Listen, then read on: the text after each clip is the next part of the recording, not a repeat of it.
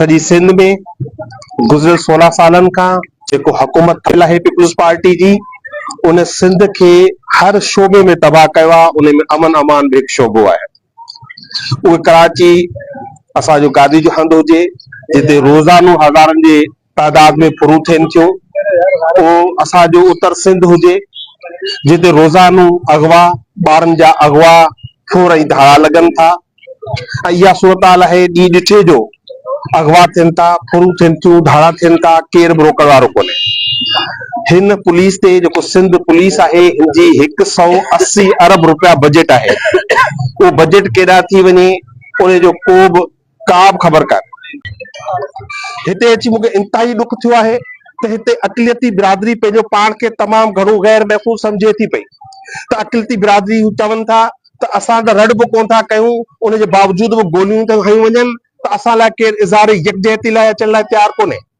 नवाब तैमूर साहब हुजे, बीबी सबा तालपुर साहिबा हुजे, असांखे उन लाइ एतिराम आहे, असीं इज़त कयूं था। जीन खटे विया आहियो, धादली सां खटे विया आहियो, फार्म 47 सां खटे विया, खटे विया आहियो।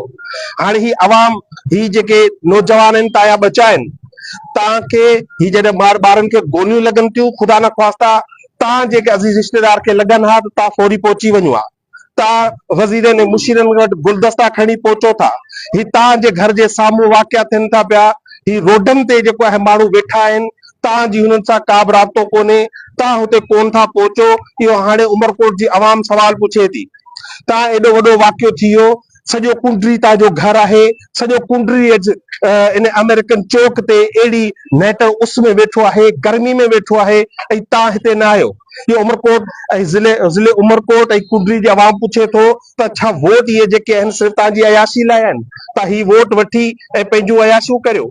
अक़लियती बिरादरी ख़ासि तौर ते इहो महसूस करे थी पई।